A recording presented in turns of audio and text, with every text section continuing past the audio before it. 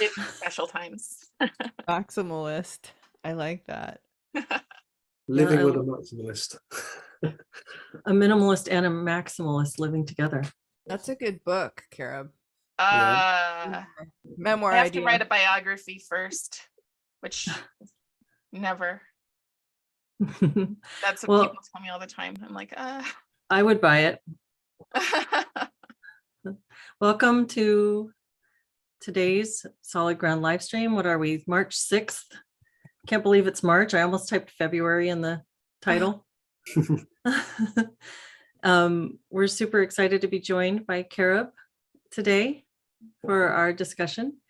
And how about, David, you want to start us off with an intro to Solid Ground? Thanks, Leslie. Yeah, so Solid Ground is a peer support community for anyone concerned about the imposition of critical social justice, CSJ, aka woke, and or COVID mandates in their workplace, university, children's school, or community.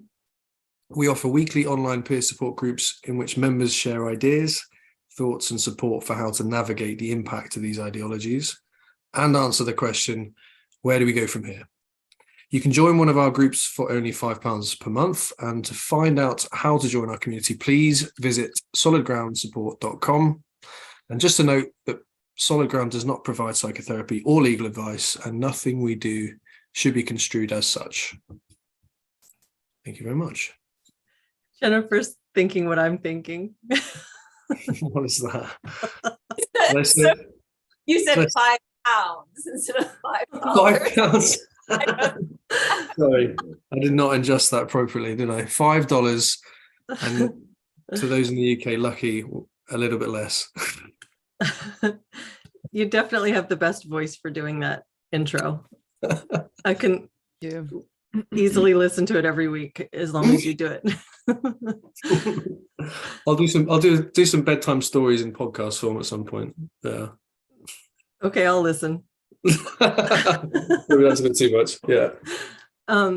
So thank you, David. And again, we're super happy to have Carob here. We had one of the viewer comments on a recent Solid Ground live stream was that they wanted to hear us touch more on the topic of how bad CRT and the racial ideology is for the groups that it's pretending to protect. So the so-called marginalized. And this was a topic, Carrie reached out to me early on, right after I posted my first Antioch video, and we connected and had a really great discussion for her YouTube channel, which is fantastic. And it's called Be Not Afraid. yes. And we'll put the link in the description here for everybody, but it's fantastic. And we had a really great talk and got to know each other just a little bit through that. And this is a topic that she has really addressed passionately. So I thought, who better to come in for a discussion? And so, Carrie, would you mind sort of introducing yourself a little bit and then walk us into the topic? Sure. Yeah. Yeah. Carrie or Carob, either one is fine. I moved to Utah from Seattle when my second generation biracial child. So imagine Meghan Markle. Sorry, that's painful to imagine, but imagine Meghan Markle's kids. That's what my son looks like. Very pale, red hair, freckles. Mm-hmm. Right after George Floyd, they told him to identify as his oppressed side and to reject his oppressive side. Now, a little bit about me is that I come from the foster system. I aged out of foster care and I put myself into foster care when I was 8 years old. So the idea of teaching my child to be a victim brought so much fury.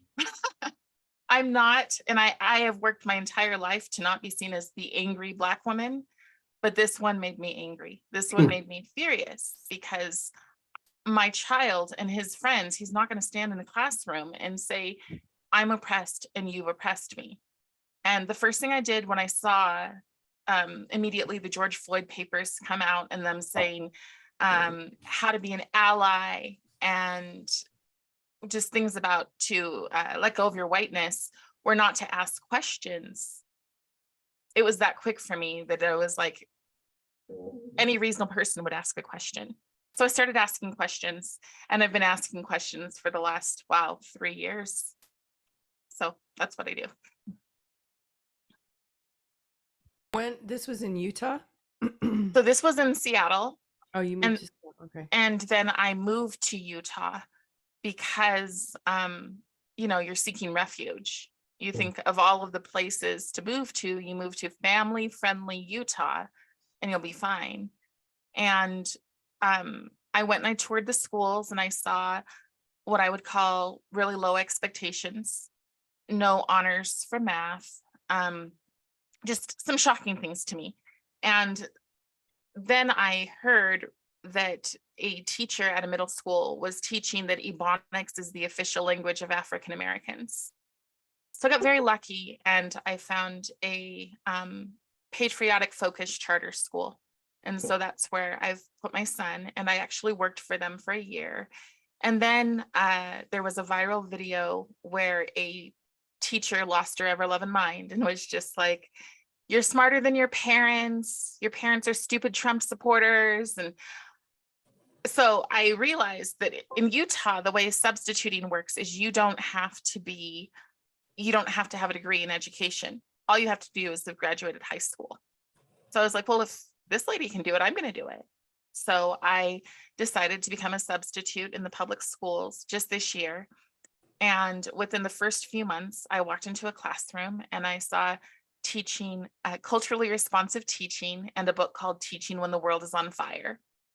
And I took a picture of the book, and I was fired within a week. Wow. So, which was kind of amusing, because I was like, you proved my point. And the reason that I went into these schools, one, was to assuage my fears and to see if it would be a safe place for my child to go to school. And the other thing is that I really felt it was important that people saw a face like mine and saw somebody who didn't resent them or think that they owed them. So I wanted to push out a message of, unity and joy, and that a person who looks like me can love children just because they're kids, or high schoolers just because they're high schoolers, and it doesn't have to play into a race narrative. So when your son was first getting the messages about his oppressor side and his oppressed side, was that coming from the school system when you were up in Seattle area? Was that where he was hearing that? Yes. So the very first thing, we were already home because of COVID. Mm-hmm. And the first thing that happened is his music teacher jumped on and teary-eyed said, "This wonderful man, George Floyd, was killed, and we're going to do a protest. We're going to do 8 minutes of silence, and we're going to meet at this place." And I'd already had my questions. As soon as the second that George Floyd was killed, my messenger box just blew up, because people think Seattle's very diverse, but I lived out by Everett, and I'm generally always the token. And I don't think I realized it before. I look at the world as pre-George Floyd and post-George Floyd. But all of a sudden, people who I hadn't talked to in 5 years were sending me messages going, "I hope you know I've never thought of you as a Black woman." Wow. And you're just like, but you did, because you literally called me after 5 years and told me, I feel so bad for you because this person was killed.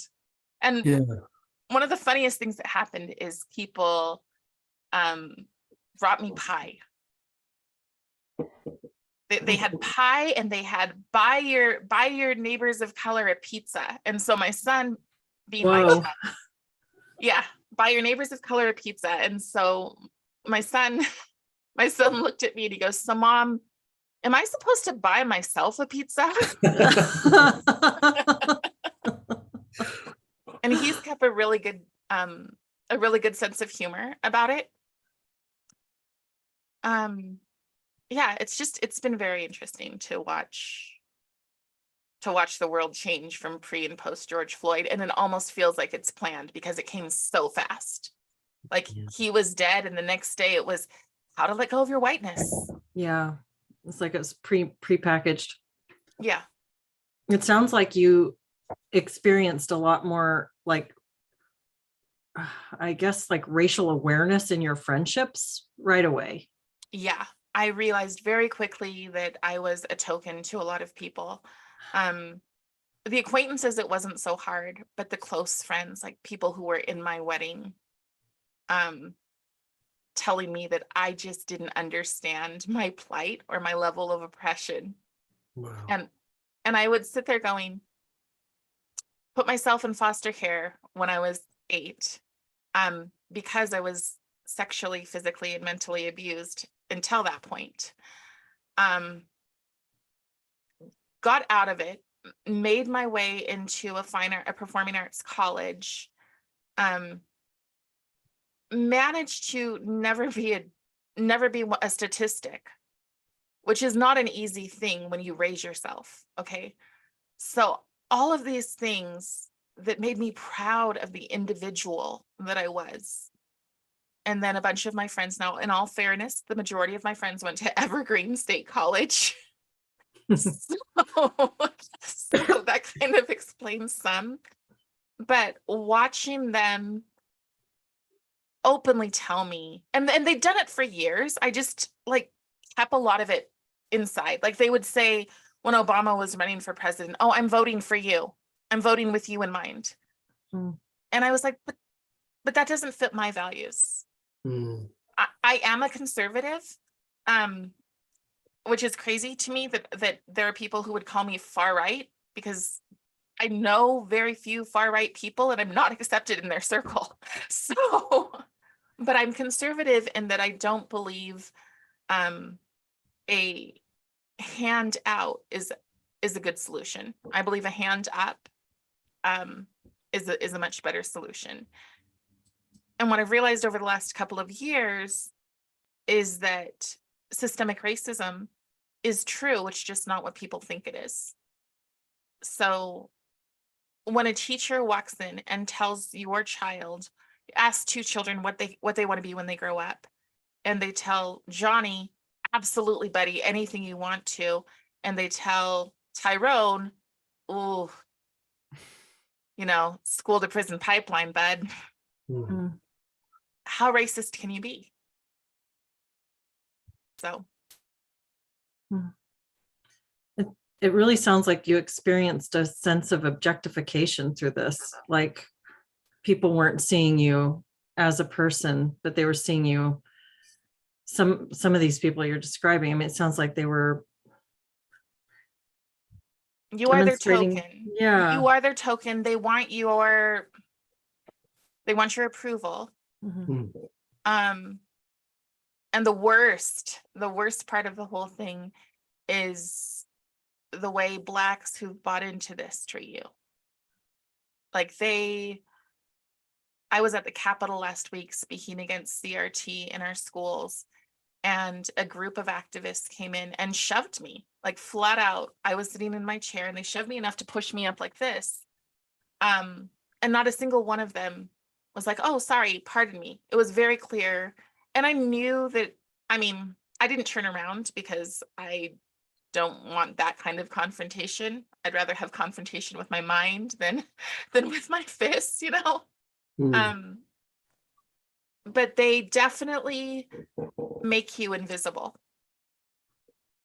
And they're totally willing to let our kids be the guinea pigs. So during this thing, they said, well, white children should be able to sit in their discomfort. And I'm thinking, some of these people are the diversity, equity, and inclusion trainers, the DEI trainers. And they literally go to schools and tell people, you cannot compliment a Black teacher's hair because that's a microaggression. But they're perfectly fine with white children being told to sit in their discomfort. And I spent last year as a para educator. And I'd see, especially these 2 kids that really stood out. One was a little Asian girl and one was a white girl. And they would share the same cardigan. They have uniforms at our school, and they put their arms into each one, and they call themselves twins, and they'd walk around, and there was nothing about them that looked like twins, but they loved it. And I'm like, I'm still shocked by it. It only happened the one time that I saw it, but it stuck with me because I'm like, why would you take that from kids? So the objectification, that's what CRT is about though, right? It's about objectification and reinforcing this notion that your skin color comes attached with all of these attributes that are some objective thing, and because you're that skin color, you're therefore X, Y, and Z. right. And if you somehow defy that, or like, well, actually, no, I'm not X, Y, and Z, it's like, oh, heretic. Like it's so political, and it is racist. That is the definition of Yes. racial prejudice, is making an assumption about somebody, about their history, their life, their dreams, their values, their future, making an assumption about all those things based solely on an immutable characteristic that they were born with. That is racism. Yes, and it goes as far as to say, they say the rudest things. They'll say things like, "Oh, well, you're married to a white man. That's because of your internalized bias or whatever else." And I'm like, no, the reality is that my mother pimped me out.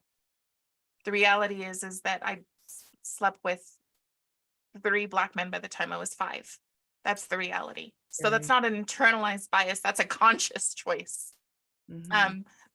But whatever experiences that I've experienced, they are null and void if I don't go along with the collective. So it doesn't matter that the people who are pushing this narrative have Utah is 2%, less than 2% African American. Okay. So these people, these I call them blackface tap dancers, because it just seems the same as it was back in the day. Like you would do anything for that paycheck, and they will sell out everybody else, despite the fact that they're making more than $200,000 a year as DEI people, as the governor's favorite African American group. But they'll sell out the poor African Americans who don't want this. I get people regularly in my messenger telling me, asking me, how do you have the courage to stand up to this? We know that if we're Black in Utah, we're Democrats, and we shut our mouths. And the thing is that they're the guinea pigs for everything. We're not just looking at a race war here, which we are. I don't know if you guys saw that video recently about the person who just walked up on the street and shot a white homeless guy. We're in some scary times, but it's not just about race. It's about all of the different intersectionality issues. And it's really a cultural revolution. But the start of it was breaking the Black community. The start of it back in like the 1920s was taking families and saying, well, we'll give you more if you aren't an intact family. So all of these strong families started falling apart, and then their kids started being taught, expecting you to achieve is just not something, your brain, it just isn't developed the right way. You've been through too much. You've been victimized. You're too oppressed. You're too this, you're too that, you're too this. And when somebody overcomes, they are a traitor to their race. But meanwhile, the traitors, in my opinion, are the people living in $1 million homes saying, we're victims. And if we don't get what we want, we're back to Jim Crow. Well, it seems to be paying off for them, because I'm just sitting here thinking, well, what's the payoff, right, to being a victim? And it's like, well, there is a huge payoff. There's power. If you were the top, yes. Yeah, And with your history. Sorry, Jody. No, I was just going to say, not just money, but the whole victim narrative now is like, there's a lot of attention. Yes. If you can claim that victim status, nobody wants to be the oppressor, right? That's right. that's like very quickly have to try to like I'm going to be an ally, then that way like I won't be the oppressor if I'm an ally, so I have to find the nearest Black person and tell them that But I'm it's their not just ally. Black, right? Because it's also you can change your gender, and if you change your gender, well, then you are now in this group. Right, that's a way to get out of the oppressor Yeah, thing for a white child. I've heard that theory before, actually, like that yeah, the white children being told, well, you're oppressors, but hey, here's this loophole over here. Like yeah, if you do this, then you can be one of the oppressed, and you're no longer in this evil category. yeah. Yeah, the way to get yourself a protected status. And I think now, gay people, that is not, they're not considered marginalized enough. So, don't be gay, be trans, and then you get this special status. It's exactly, and this is what I do. I interview a lot of people who've escaped communism or really just any dissidents. And it's exactly what Mao did. Mm. By the time these kids were in kindergarten from Mao, they already hated everybody who wasn't like them. And I was doing a historical reenactment, and I was playing a freed slave. And a little girl walked up to me and she goes, "That story that you told, that happened to me." And I was like, "That doesn't make any sense. How did this happen to you?" And she said, "Somebody didn't like me and they wouldn't let me sit on the bus next to them because they didn't want to sit next to Whitey."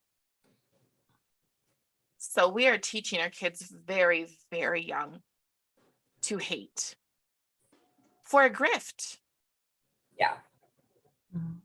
A grift. Yep. It's really that quite simple. And also there is kind of a religious element to it. When you believe that you are inherently a victim and that your race is virtuous because of its victimhood, that is a hard thing. That takes a conversion to get that out of your head.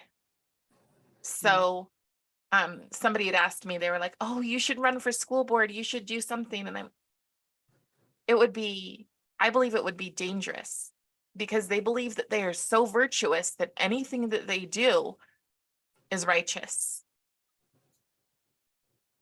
There's also this weird element of like white savior, almost slave owner narrative to me. Like I always found confounding, which is like, so people of color, and that we could talk about that term for a while, but are oppressed unless the whites confess their white privilege, white fragility, sit with their discomfort.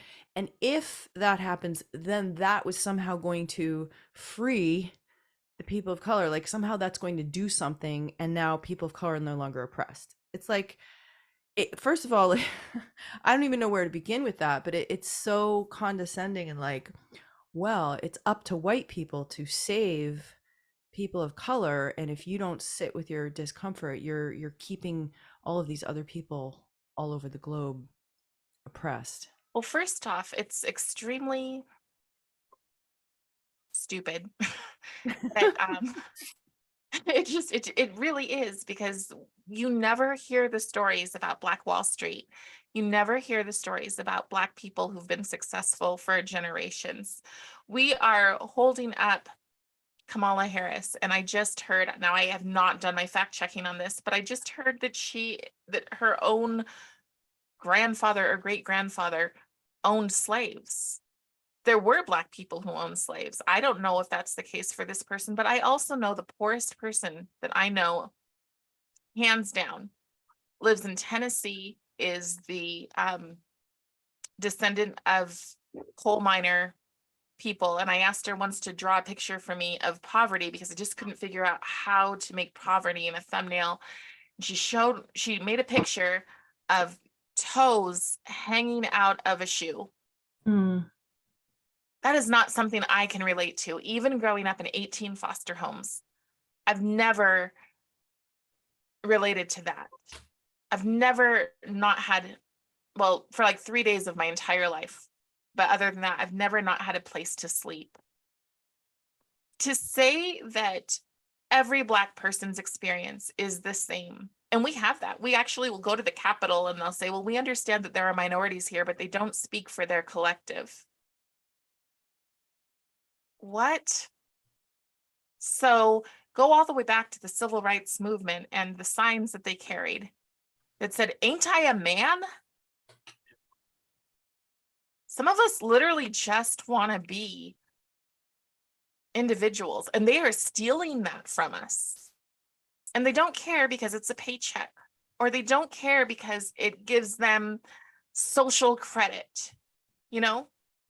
Meanwhile, we're sitting there going, we just want to be people. We do not want, I'm having panic attacks, not like hyperventilating, but I sit in the store going, I used to be the person who I would tell my son, wherever you go, smile and be the sunshine, compliment people, you know, make somebody's life a little bit better. I'm afraid to now because I don't know if they're going to be an activist or if they're going to be afraid of me. And that is, honestly, I believe that's worse than rape, to live your life that way every single day, that somebody could just take away what you had. But the other thing about the white savior that I wanted to comment from Jody was the Munchausen. So, and no, I'm not any kind of a medical professional, but to me, it seems like some sort of a Munchausen by proxy, because so many of the people that are pushing this are either married to Black men, they're always white women. They're either married to Black men or they've adopted Black children. And it doesn't change the fact that they're not Black. And there's so many, even kids, who will come up and say, we don't care. Why are they doing this to us? Why, when there's like 3 of us in the classroom, do we have to sit and read a paper about how oppressed we are when all we want to do is play football? God, that's got to be so, I can just imagine. I mean, I have kids, like how self-conscious that must make those 3 kids. I mean, and just like they've been reduced to their skin color. Reductive. And you have to think about it, because 3 years ago, it wasn't that. 3 years ago, they could just be friends. And now, one of the things that happened to me in Washington, I was holding a sign that said, reject CRT, they are using us. And it had a big picture of Martin Luther King. My son and I made the sign, and it said, character matters. And a girl jumped me for having that sign, and she looked so much like me. Like it was the oddest thing. And she said, I will not allow you to spread your hate. Wow. Martin Luther King. Yeah. That just shows you, I think, how distorted some people's thinking has become. That what we all grew up with, you know, the values of judging people on the basis of their individual character, their behavior, what they said, their actions, and how they treated people. And now it's just everybody sort of chopped up into these categories that none of us chose. It's all based on these immutable characteristics. It just seems so dehumanizing. And I agree with what you were saying earlier about all of this being so Maoist in nature. To the point of, if it weren't so frightening, it would be almost comical that people don't see it. Right. But really, it just freaks me out. Yeah, we're basically letting masochists into our classrooms, into our businesses, into everything. You're letting people who despise you and who aren't rooted in truth.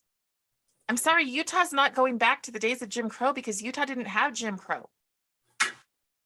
That's just a fact. So let's just at least be honest with your conversation. But you don't have to be honest with your conversation if you are virtuous based solely on having the right thought and being the right skin color.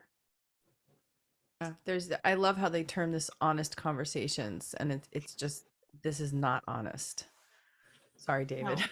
I was just going to say that there almost doesn't need to be any history or context anymore, does there? There just needs to be this moral framing of everything, and this whatever's actually happening in the real world anymore doesn't really matter as long as we've got our moral frame, which will continue for perpetuity. I was just thinking about what you were saying about the Munchausen syndrome style kind of way that it felt like some of the more active members were often women, you said, that had children or adopted children, or at least had a partner. And it makes me think of the sort of, was it the consuming mother in Freudian terms, the sense of keeping people as victims, you're the closest to you, keeping these people dependent on you, so that you could continue to be the role that you want to be. There's something dark in you that wants to keep people down so that you can continue being the mother that uses them for your sense of purpose. Maybe, I don't know, I just felt it very dark when I was thinking about that. That reminds me of some of these very, very young kids, like some of them 5 or 6, and or even 2 or 3, who, like a boy who plays with a doll, and the mother, usually the mother, the stories I've heard, immediately just pounces on it, goes out and buys all these dresses, and oh, Johnny's a girl, Johnny's a girl. Like that strikes me as like, and then talking about it a lot, like going on Facebook and posting. It's like, it's it feels very self-centered. Yes, Like, it's look at me, narcissistic. my child is trans, my 2-year-old child is trans. It's extremely narcissistic. Yeah. That came up for me when you were mentioning the Munchausen by proxy. It's like a psychological Munchausen by proxy. I'm not a psychologist, however, so. Well, it's like an identification with something that is like, I don't know. I see the same thing. This is one of the problems I have with psychiatric diagnosis being overused, is that you end up with this identification with with areas where you feel special because you have a deficit, or you have a disability or something like that, a marginalization sort of thing. It's this sort of victimhood, race to the bottom kind of thing. And that's what comes up when you're talking about your past, Carob, like all the things that you've overcome and how it's been a part of your sense of identity and your own personal narrative, that you have this resilience and this strength. And I when you're talking about this, I can just feel like I can feel the passion in you bump with your own identity based on resilience and surviving, butting up against this ideology trying to put you into a victim category. Yeah. And it really comes across. That It's must be a hard. lot of tension. It's hard because I was not a person who ever talked about it before. I'm perfectly fine with people thinking that I've got a master's degree and that I'm, just middle class, normal mama, whatever else. I was perfectly fine with that. And then all of and I think in the background there was some kind of a, why would you go through all of that? I'm a 9 on the ACEs scale. I'm like, why would you go through something like that? And like, when does it let up? And then this happened and it was like, oh, that's why. Because there are so many people who will not speak up. They are so afraid of being called racist or especially as a Black person here, being ostracized. That it's just like, there is no option. There has to be something called truth, and there has to be, these ideas are stupid and they're harmful. They are so harmful to turn people into victims. I used to interview people who'd aged out of foster care, and I have a channel where I've collected several of their interviews. And my goal was it was called Age Out, Rise Up. The goal was to show how people could go through really hard things and make something beautiful out of their lives. And then again, George Floyd happened. And all I would get were people saying, I want to do your channel. I really want to do an interview. And I'd say, well, tell me your story. And it was just I want to, um, I want to be celebrated for my victimhood. Mm. And so many of them were like, you know, I was adopted when I was 2. Poor me. And I just sat there going, I can't get this through my head because I'm like, that's not, I'm not trying to minimize what other people have gone through, but I don't get not having a sense of gratitude for the life that you have. And I don't get not having a sense of responsibility. And we are wiping away responsibility and saying, I don't have to have it because I've been oppressed. Really Wiping away all- Sorry, go ahead, David. Sorry, Jody. You go. I was going to say we're wiping away all when you wipe away agency, like you're no longer responsible for your actions either. Like you don't have any your behavior no longer matters at all. So that completely wipes away all power and responsibility. It's a good way to form a red guard. Ouch. It's a good way. It's a good way to create a lot of people with personality disorders too. Where you're sort of, you're narcissistic and dependent because you think that everything is outside of your control. It's other people acting upon you. But the psychological payoff then is you also don't bear any responsibility when things go wrong. And you also don't have to take risks and try things and step outside your comfort zone and maybe fail and have to do it again. So I think that there's an appeal to it, even though it's absolutely toxic and devastating for people who embrace that way of thinking. Yeah, the critical theories, they're all about developing resentments. It's all about comparative victimhood and trying to, if it's not in your own situation, then looking out and doing it on behalf of someone else is a big badge for the critical theories. How can I resent this for someone else? How can I police you on behalf of somebody who might be offended who isn't present right now? Yeah, until it's not, right? Until everybody else is wiped out and it's just the group that was the former ally against the other group. Mm-hmm. That's where I see this going. I see it as you have to have these certain points in which, I stand up for you as a woman. Okay, but you're a straight woman, so we're fine to have you walk with us or to be, oh my gosh. And some of the riots, they would say, we want white people to come and to stand in front of us. We want them to be our human shields. Again, these people hate you. Why do you think so? It's very hard to speak up, as you know. It's hard for people to speak up, as we all know here. Do you think, but I imagine that the challenges of speaking up, the perception of, I don't know what to call it, the general populace or the mob, is it different when a white person speaks up versus a non-white person? Like, what are the unique challenges, or are there any unique? I mean, like, because what happens if you speak up is do you get flack from it sounds like you're getting flack from a lot of blacks, like, because you're not in line with us, like, right? Versus I feel like I get a lot of flack from whites. I get it from that. If they're progressives, I get it. I mean, I get comments like, who picked you? Better run back in the house.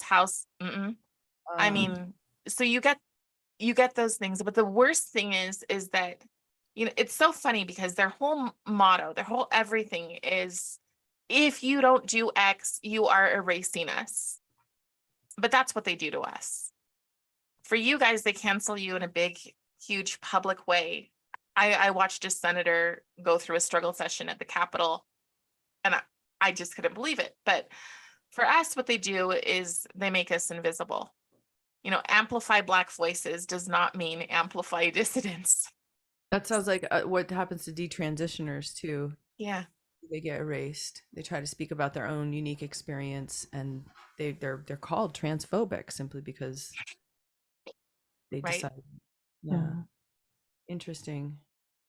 Carob, I was just wondering, you sort of said at the start that it feels like there's a kind of pre and a post George Floyd world, and I wondered if it really sounds from your story and some of the things you've said about your life that you're in a unique, well, not in a unique position, but you are in a strong position to be able to say that there's things in the world that pull on you to make you be pulled down a victim path. There's things that can happen to people that can tempt them down that path, and you seem to have gone through your own journey of developing some things and some resilience and some ways of thinking about yourself that mean that when you come into a conversation, you don't want to be seen as anything other than an individual, because you even said it yourself, to be treated differently or to be seen as something else before you even start a conversation with someone new is, I think you said, felt like rape almost.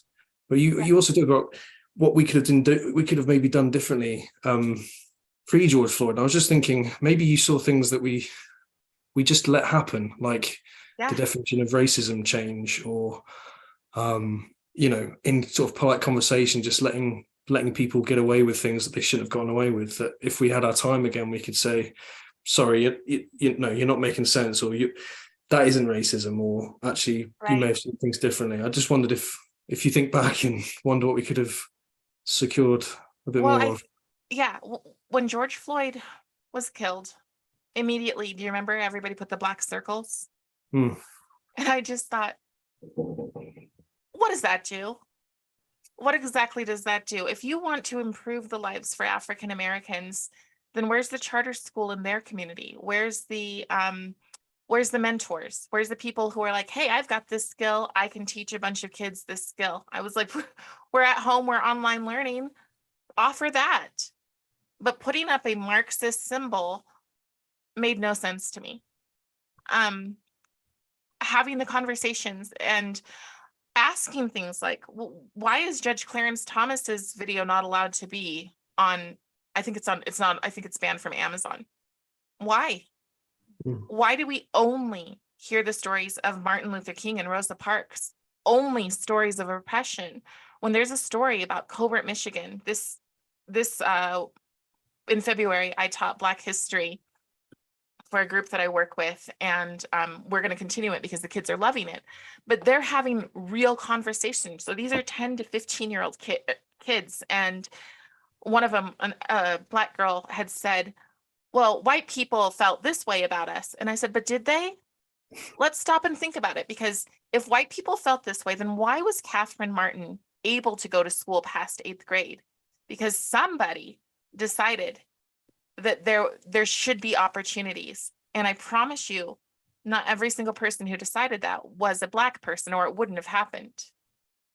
Let's talk about marches. Let's talk about bus drives. When white people and Black people, they don't want to have those conversations. We messed up not having those conversations, or maybe we did it on purpose.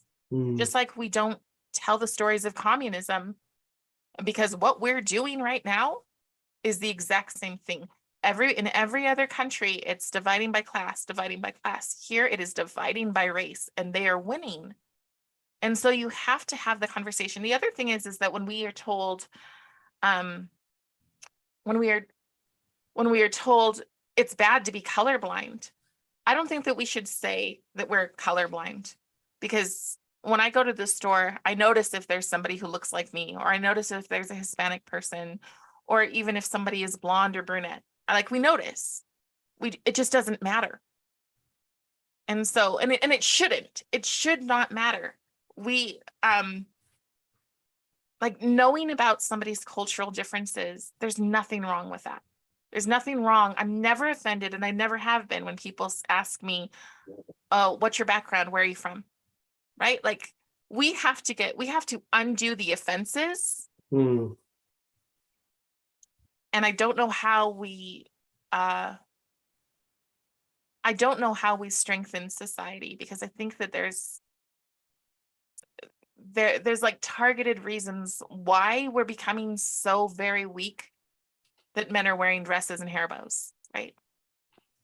I think the concept of microaggressions has been such a culturally toxic concept in so many ways. I mean, it's a misnomer because even in the definition, it's intentional and unintentional acts that offend the person. And you cannot have an unintentional aggression because by definition, to be aggressive, aggression requires intent. It's part of the definition. So it's a stupid concept. But like when you think about how people are afraid making people afraid to ask somebody where they're from, making people afraid to express curiosity about another person, making people afraid to compliment certain people's hairstyles.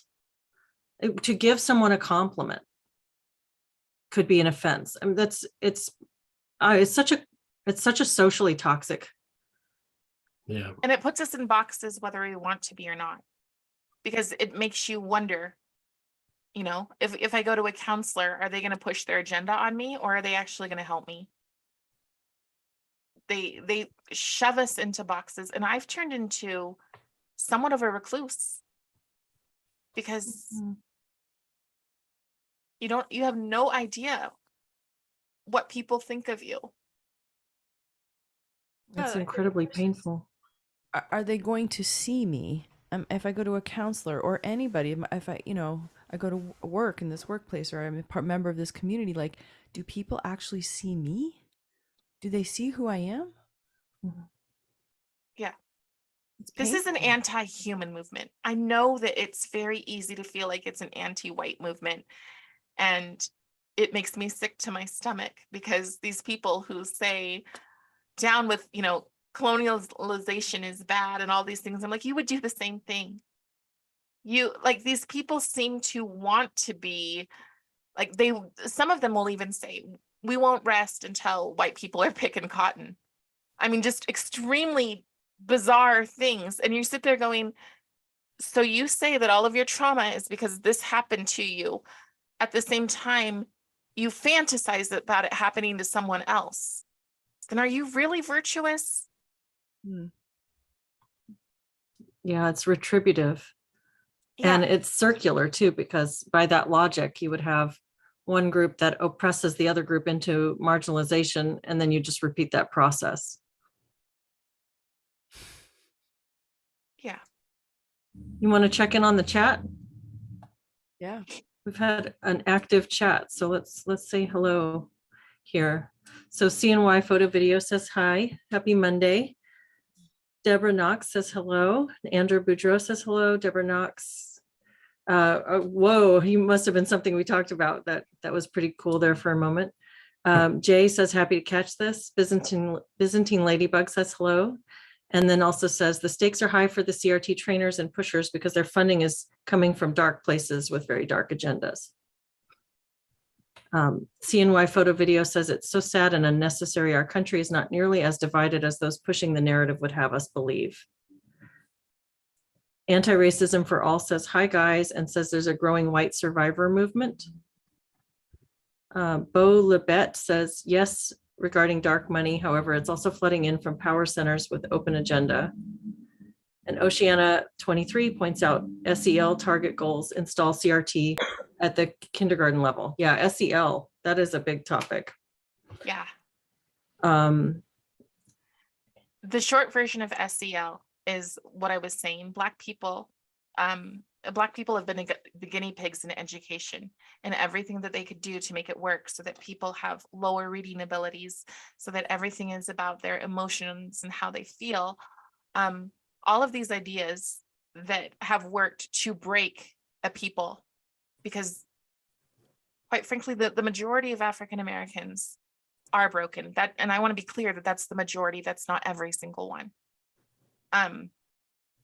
But they realized what worked, just like a guinea pig, just like a scientific experiment. They realized what would work to break these people. And now they're taking what they did with African Americans and they are putting it on every single other person under the guise of queer theory, gender theory, like disability, anything, whatever you can do to make school be about how you feel and how anxious, how filled with anxiety are you, whatever you can make a person do to not focus on their academics, and also teach them that there's only one correct way to be right. the Maoist comparison makes me think of this video that I just saw. It was a 4-part video, 4 different people who lived through the Chinese Cultural Revolution, 4 women talking about their experience and equating it to what we're seeing in the US right now. And I want to say the person who put it forth was Lily Tang. Have you seen this? I retweeted it on my Twitter, and if I can find a link to it, I can also add that to the description because I think it's really worth watching. Right, let's see. In the chat again, Jonathan Stockton says that is quite scary to think you're categorized as evil. Is it a grift? These people believe what they are teaching kids. If it's a grift, then that's the malice of forethought. And then there's a bunch of applause for you, Carob. Zachocracy. Zachocracy? Is that how you say that? Carob, he gives you 100. And then Oceana quotes Douglas Murray, when oppression is currency, who watches out for counterfeiters? Oh, that's cool. Cool. Very good. Yeah. That's great. I'm taking that one. He has a way with words. Yeah, he sure does. And so I'm just going to kind of scroll here. Zach Brown says, how would you describe an ideology that reflects Maoism if Mao had been a cow? Mooist. We need more jokes. Yeah, that's good. That's good. Let's see. And then Brother Zygos says Carob lives in Utah. He's asking for that. Yes, she does. Yes. And Deborah Knox says children as accessories. Yes. That, yeah. Handbag. Someone, somebody that corresponded with me a couple of months back talked about the offering up of the child, the sacrifice of the child, as almost a religious gesture, like a gesture of faith in the cult, basically. It's devotional devotion. Yeah, it's like giving your child prove your what is it called, your faith or your yeah to the ideology.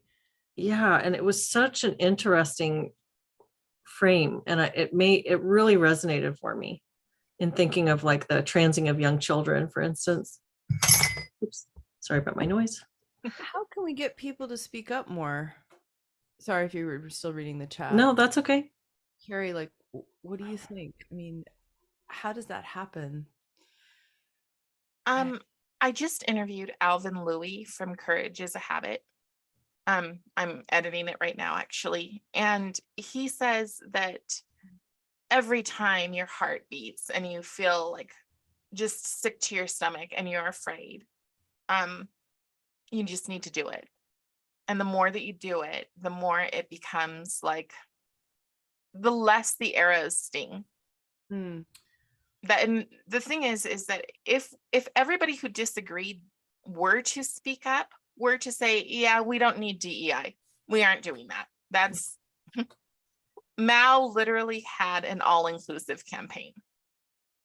The playbook is so right in front of your face, right? But if everybody said no, it would be over. Yeah. But that's what they do. Their tactic is to use especially kindness to silence you. I always say their tactic is be kind or else. Because that's really, they're threatening you. The thing is that if you envision, for me, it comes down to, in everything that I've been through, the biggest joy in my life is my son. And the idea that he is going to have to grow up under the hell that we're creating is something I'm not willing to compromise on. So I just think you have to draw your line in the sand and realize that you have to do everything that you can.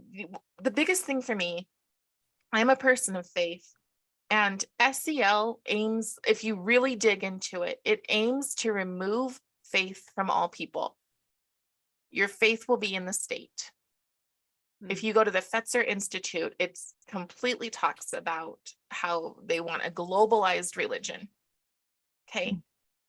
And religious people, especially here in Utah, Mormons are okay with that. It's just like, at what point do you draw a line in the sand and say, you don't get to, Lord of the Rings, you shall not pass. You don't get to come past here. You don't get to take my child. Or what did parents used to say, over my dead body, right? And now we're like, I think they figured out this sales tactic of just pushing you a tiny little bit more, and then a little bit more and a little bit more, so that anywhere you choose to draw the line, you have to struggle with self-doubt about it, because it's just a little bit further that they're asking you to go. It's just a little bit more. But you have to figure out, like you said, you have to draw that line somewhere. and once you draw it, you can't compromise. Solzhenitsyn said, live not by lies. Let the lie come into the world, but not through me, right? Mm. And I think that's what we just have to say, is that I'm not going to lie. Whatever comes, I'm not afraid of death. I don't want it to be painful, but you just have to say, whatever comes. Do you want your child to look at you and say, what did you do? What did you do? I had this kid in the grocery store, and I was talking to them, and they said, they're making it so much worse. They say they want to be inclusive, but it seems like we're becoming further and further away. And she said, I'm really willing to stand. She's just a grocery clerk in high school. And she said, I'm wondering where our parents are, though. Our children are ready to stand, and they are in desperate need of heroes. And meanwhile, the fact that they don't have those heroes has got to be adding to their mental health. It's got to be, it's got to be taking away and reducing them and shaking their world. And our first job as parents should be to be their heroes. So, you just do what you need to do. I think that's beautifully expressed. And I'm so glad that you joined us today for this conversation. I think it's really powerful. And does anybody have any final thoughts before we wrap up today? I just want to say thanks to Carrie for coming on. This has been amazing, and you're very inspiring. So thank you for being here. Yeah, hearing your story, like, you've been through so much, and it's kind of like, you've been through so much. It's like, I'm not going to do this bullshit. Like, I've been through real stuff. Yeah. That's true. It's the same. That's the same thing with the people who've escaped communism. They're like, really? You're this stupid? Carrie, do you want to? Go ahead. Yeah. Do you want to mention any links or any recommendations right now? And I'll put it all in the description too. Yeah, I recently did an interview with Carrie Walder, and she wrote the book Dragon Elegy. She came of age 16 when Mao came into power. Her story is extremely powerful. I'd say her book is extremely powerful. Alvin Louis' Courage is a Habit is what every single parent who wants very basic kind of forms to, not memes, I can't think of the infographics on ways in which you can fight back and that are just factual. He just did a thing on the ASCA, American School Counselors Association. He's working on an expose. If anybody wants to follow me, they're welcome to. My YouTube channel is Carob Marcel. I think that's what it says in my YouTube. I'm terribly bad at this kind of stuff, which is why my 14-year-old does it. But it's Be Not Afraid. And my face is in the profile. So if you get the wrong one, because apparently Be Not Afraid is a popular title. So thank you. Thank you very much for having me. Yeah, thank you so much for joining us. And thank you all for a good discussion today. Thanks to those of you who are able to join us in the chat. And we look forward to seeing you next.